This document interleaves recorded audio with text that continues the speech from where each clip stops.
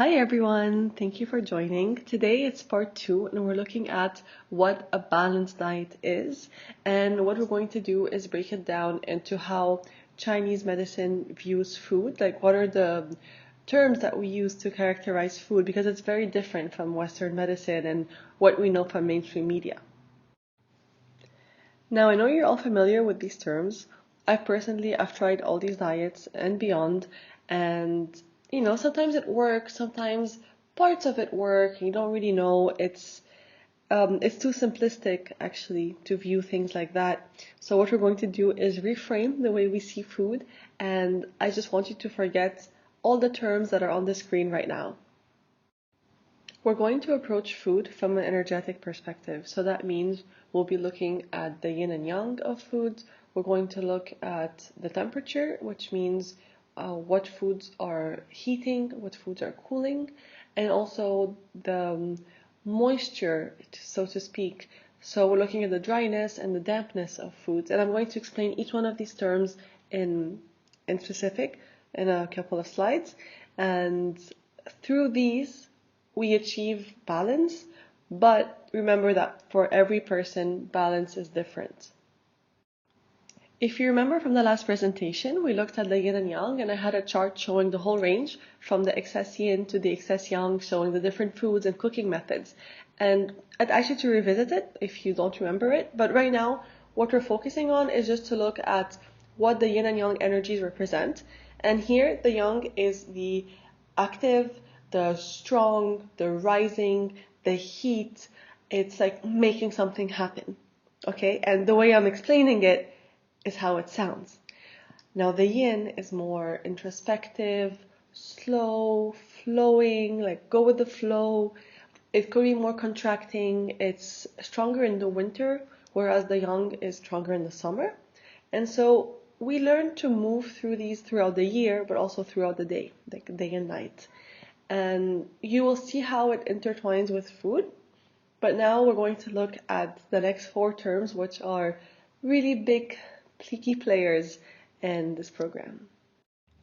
We're kicking off with the big star here, which is dampness. And dampness is, in one sense, it's moisture. So yes, we do need a certain amount of moisture in the body, but then when you have too much moisture, it's like you're clogging the drain, basically. So you can't detox as efficiently, you don't feel active, there's a blockage, and this is what dampness does. So it basically blocks the flow of energy, the qi in the body, and it just makes you slower, makes you gain weight, and it kind of goes against your ideal flow, right? So another way you can look at dampness is stickiness.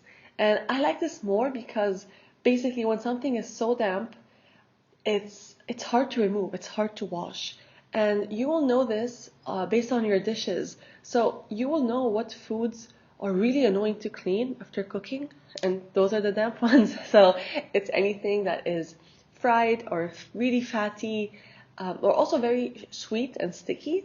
That can also be annoying. Like if you have like some sugar or any leftovers from a juice, it's gonna stick to the surface of the cup or the bowl that you're using. And this dampness is basically suffocating. Like if you are in a bathroom after a really hot, steamy shower, you can't really breathe very well, right?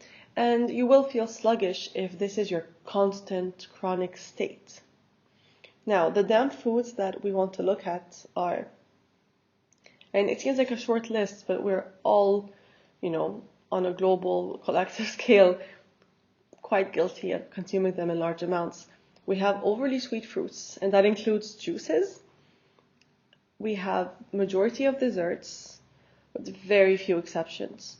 And fried foods in general, frozen fruit, most dairy except for yogurt and a couple of fermented things, nut butters, and alcohol. Okay, and then on the other hand of the spectrum, we have dryness. So dryness is the lack of moisture, which, because it's an extreme, it's also going to be damaging, and it's going to stress your cells and lead to cell death. And if you know someone who has menopause or is going through menopause, then you will know that dryness is a huge issue at that age because suddenly the yin energy is depleting. And this can also happen with other diseases, or even if you have been malnourished for a very long time or undereating. But basically, as a collective, we all tend to eat more damp foods, and we need foods that reduce dampness, such as herbs, spices, and greens, most beans except for soy, and a couple of fruits, especially dried fruits or very crispy fruits. And you'll see that also most herbs, because as I said, like we as a collective have issues with too much dampness in our food, you'll find that many medicinal herbs are actually drying. And this is why they help us, but you also don't want to overdose on any of these because it can be quite strong. So herbs are always to be used in moderation. Next, we'll be looking at heat and cold. So heat is a rising energy. It's the yang energy. It goes upwards, and when something goes upwards, it makes us get up. So it makes us stand up and do things. It helps the chi flow. It's a catalyst. Like heat always makes reactions happen faster. But even though it sounds great, too much heat can turn to fire, and fire is damaging. So again, it's all about the balance here. Some of us have naturally more heat, others like me need heat, and foods have to be heating at every meal, otherwise bloating and other issues. So what are the heating foods? We have, I'm sure you can guess, ginger, garlic, and chili, all these things that create a bit of fire in your throat, onion, cinnamon, mustard. We also have dark fruits that are slightly neutral or a bit heating, like dates and dark berries. Then we have chicken, red meat, of course, and anything that is slow cooked or baked or barbecued. So the more time or temperature a food has, the more of a heating effect it will have on the body. And lastly, also, we have coffee and alcohol. And I'm sure you could have guessed it, that on the other hand, when it comes to cold, it's a sinking energy. The energy flows down, which makes us want to sit, lie down, recline, and it slows down the chi. And of course, the cold tames fire. So anyone that has too much heat, they're going to need cooling foods and vice versa. And what are cooling foods? Mostly all the fruits and vegetables, especially in their raw form, soy, green tea, coconut water, mint. So these are the things that you might be craving in the summer, chamomile tea, and some other herbs. All right, now after having reviewed these 4 properties, we're going to look at 2 combinations that are most prominent in today's world. We have the damp cold and the damp heat. Now, starting with the damp cold, what happens when you combine cold and really moist conditions? Mushrooms grow, pathogens grow. Like you have bacteria in the AC. It's very common in cooling towers to have a lot of bacteria that needs to be cleansed regularly. So this is actually a breeding ground for bacteria, and people who get the cold easily, like they constantly catching flu after flu, they tend to be damp cold, or at least they have damp cold in specific organs. And what happens is that when you have this combination, your chi flow is severely blocked. Things have a hard time to move, to get through. So you'll feel heavy. It'll be hard to lose weight. You might feel sluggish or mentally scattered. There's also a possibility of mucus formation, and this can be mucus in the nose, throat, lungs, or in the vagina, or in other parts of the body where it's considered phlegm and water retention. Also, you might have joint pains and obviously feeling tired because it's such a heavy feeling. As for damp heat, there will also be a feeling of heaviness, but it's an energy that tends to go upward, so higher chance of having headaches here and feeling overwhelmed. Also burning sensations, they can be on the skin or internal, stiff joints, possible loss of appetite or feeling nauseous, or very irregular eating schedules. Extreme thirst and the dark urine are also possible. And because the energy is going up and it's heating, it will translate as a fever in most cases, which could mean, and probably does mean, that there are infections going on. And it could be anything from urinary tract infection to something like candida or acne. And In general, the damp heat is the main reason why people feel better when they quit meat and they quit junk food, like they start eating clean. These are the first things that make you think that you're on a great diet. And almost, everyone you can think of who's tried a specific diet, no matter how extreme, they still feel great in the beginning, and that's because they're just cleansing off from this. And it's important to look at these elements both outside of us and inside of us. So if you were to think of an ideal landscape where the temperature is just right, the humidity is just right, it might look something like the picture here. You can imagine any landscape that makes you happy. But then if you tend to go to an extreme, like to the desert or the tropics where it's very humid, you'll notice that there's a shift. And we need to accommodate our diets to this shift.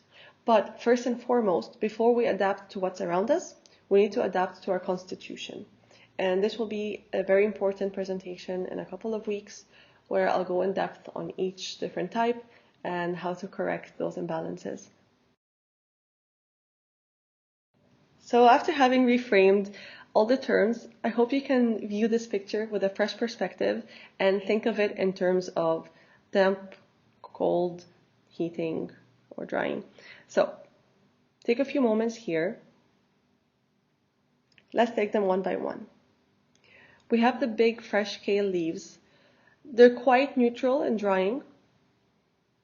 Well, if you cook them, it's a bit better on your stomach than if you eat them raw, but they're generally like on the drying side. Then you have the avocados, which are a bit fatty, so they're slightly damp, slightly cooling, but again, close to neutral. We've got cherry tomatoes and strawberries. They're not very sweet fruits, so again, they're kind of in the middle. Because they're red, I won't call them cooling, but they're, cooling to neutral. And then we have hot chili peppers, which are raw, but they're very, very hot. So those add a bit of heat to the mix here. And if you look at the bottom left, you'll find some thyme leaves, and these are also drying and heating.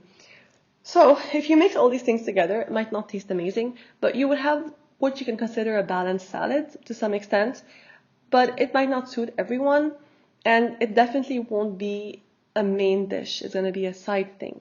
And so we need to look at the whole picture. We need to look at the whole meal plan to decide whether a diet is beneficial or not. But all I want you to know is that from now on, we're going to be looking at foods from a very fresh perspective, and we'll be using all the terms that we learned in this presentation. Having reframed our perspective on food, let's look at pizza in a different light. Alright, so pizza has two components. It's of damp and heat. Why damp? The cheese and the dough. The dough has been fermented, and anything that has been fermented is typically damp, with few exceptions. As for the style of cooking, it's very hot oven. We have some tomato sauce. Tomato is red and is quite fiery when it's cooked. So those are the heating elements. And then you have basil, which is a balancing, it's not in big amounts, but it still balances a little bit. It's cooling, it's drying, it helps the chi flow. So it's overall, it's not a bad pizza. I mean, compared to deep fried pizzas that have processed meats and all that, this is quite a nice pizza. It could be very good for someone who has a general cold constitution, right? But for someone who is already in a damp heat constitution, this is only adding fuel to the flame. So is pizza bad? Not really. It depends on the person. It depends on the ingredients. But it's not a terrible food, especially when it's made with clean ingredients. And this is what I want you to see. And the same goes for salad. Salad is not good for everyone, because if we're looking at someone who's cold, damp, salad would only aggravate it and cause gut issues. So in that case, someone would need a warm salad, or a goat cheese salad maybe. But the idea is to look at things with a new perspective. And we're going to be moving on now to raw foods. Now, some people would think I'm crazy for saying that pizza is not so bad, but that a raw smoothie is. And it's true. Is raw healthy now that you've learned about cold and damp? If you said yes, think again. These foods are quite shocking to the system unless a person has extreme heat. If somebody has, for example, like Crohn's disease, or has a really bad rash condition, or a type of diabetes that makes them constantly burn so much. And you'll find that many raw foodists, especially, the famous YouTubers who've been on a raw food diet for so long, you'll find that if you read their stories, like they initially had a really severe condition. And this is what I always say, extreme diets are for extreme conditions. So when nutritionists go around telling everyone to have a smoothie in the morning, okay, guilty, I did that, but it's not fair because actually this could be causing a lot of damage to people. And when you start your day, you actually don't want to start your day with something cold and sweet because that's very damp. It's going to damage the spleen, if you remember, and the spleen is going to affect our concentration, our digestion, and our immunity. And also, when you start your day with something very sweet, you tend to get an afternoon slump because your blood sugar levels are going off the charts. But does that mean that veganism is bad? No, veganism can be healthy. It's possible to have a very sustainable vegan diet, but you do need to supplement because basically a vegan diet is quite poor in blood building foods. And if you have a blood deficiency, it will lead to a chi deficiency, and it's going to slow down your whole system and can put you in danger. So it's really important to get the right supplements. We'll cover a bit of that later, but basically, if you are vegan and you want to continue on that style, just make sure that you're eating for your constitution, because most of the time vegan diets tend to go for very damp foods because it goes either in the direction of raw foodism or in the very carb loaded and I'll eat anything I can just because it's vegan, like French fries and Oreos and vegan burgers and things like that. So it's quite hard to maintain a neutral vegan diet that is still tasty. You're gonna want to add things for flavor that are usually quite damp. But with the right ingredients, with the right herbs and spices, you can actually create something quite sustainable. But then again, it really depends on how much supplementation you're willing to take. And it might make you question, how natural is my diet now? So just food for thought. And it's very common for vegans to have more food sensitivities with time. I was one of them, to get bloated easily, to have gut issues because of all the fiber as well. So just take it with a grain of salt, and you will see after a couple of presentations that honestly having a bit from each food group, like you pick the best from each and you create something really sustainable.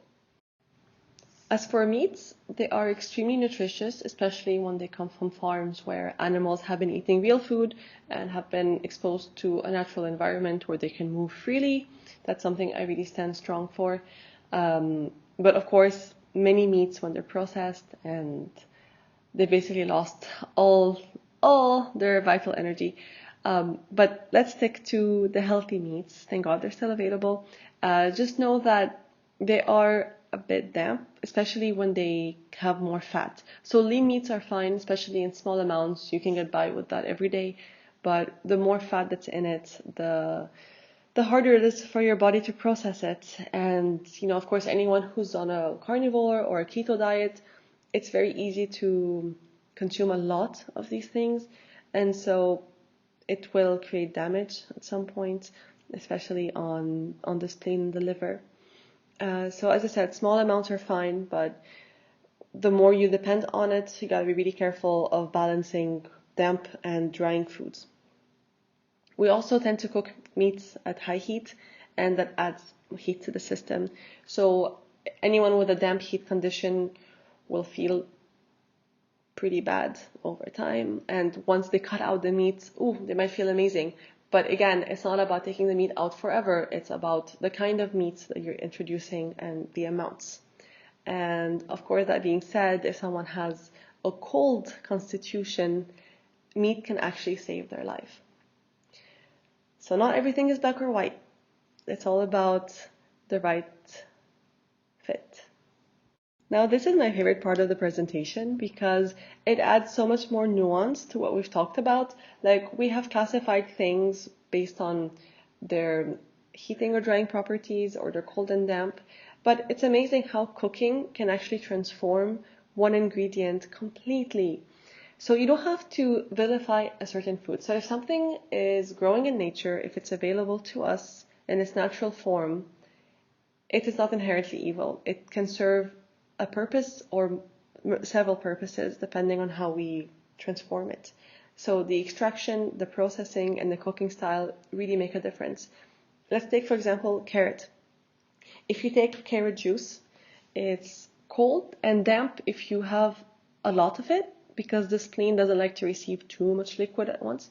If you have raw carrots, yes, it's a bit cold, but neutral in terms of dryness. And then if we take a stir-fried carrot, like if you've chopped in some carrots and stir-fry noodles or something, it's quite neutral. But then if you have slow roasted carrots or if you've made a carrot soup, suddenly carrot is heating. So it's amazing how things can transform like that. And another example is coconut. Like the coconut flesh is neutral. The coconut milk and cream are neutral, but the coconut water is extremely cold and damp. So it's really not just about, looking at foods or taking a food out of your diet. It's looking at how. How are you incorporating this food into your diet? That's what really matters. Let's take a look at the heating cooking styles. So anything that is baked or roasted, obviously, it spends some time in the oven, so it's cultivating a lot of heat for a lot of time. If we look at a soup, you're also at boiling temperature or near boiling for possibly 20 to 30 minutes, so it's quite heating. Obviously, deep frying is like the worst of all evils, but it's quite heating. So honestly, I mean, if you're cold and the only thing you have in front of you is something fried or a salad, you should definitely go for the fried food. And then we have barbecue, which is obviously, you can see the fire there, so you can probably feel already how that food is going to have an effect on the body. And as I said before, it's not necessarily what you're firing. Like if you put in some peppers and an onion, you will still transform a cooling vegetable into a heating food. When it comes to the neutral, we're looking mostly at things that have been giving a heat for a short amount of time. So that could be stir frying or boiling, but also steaming, because steaming is quite fast. You also want to steam things to the point where they are just edible. You don't want to make something like, hard or mushy. And we tend to cut things very small when we're steaming to make it faster. So it's a very gentle way to incorporate heat in the food, but without, putting any stress on the system. And so these food styles are the most compatible for everyone. And if you don't know what to eat, this is always a safer bet because neutral is safe. On the other hand, we have the cooling methods, which are usually less intense, require less work. So anything raw that has just been, chopped or prepared without any heat, anything that has been blended or juiced, all the smoothies, overnight oats, all that stuff, very cooling. The sweeter it is, obviously, it will be damp. But again, these are quite good for anyone who has intense heat issues. They need to cool down their system. So I'm really hoping that you can connect the dots and know that a smoothie cleanse is really not good for most people. Raw food for several days can do wonders for a person that has heat issues, but can really damage someone who's already on the cold side. So please be mindful of this, and especially with kids. So if you have any kids, you really want to make sure that you always give them neutral foods and avoid cold, because their spleens are still underdeveloped and they can't handle that much dampness. So after all, a balanced diet is easier said than done, but it takes some time to figure out. It takes so much trial and error. But once you have these pointers and you have the right guidance, it's a lot less frustrating than when you're venturing out on your own and trying everything you can possibly try. But in general, you don't really want to avoid a specific food or food group. As I said, it depends how you prepare it. You can also choose to include some ingredients throughout the year. Like some seasons, you'll embrace certain foods and completely reject them after a few months. That's totally normal. Just as long as you keep a diet that is helpful to your constitution, that's really the key. So you want to try to have enough variety, but again, we don't need a crazy amount of variety every day. It's just that throughout the year, it's nice to get different colors on your plate and different flavors and textures and all that. But definitely, you want to pay attention to the cooking style, and you want to pay attention to your reaction to all these foods.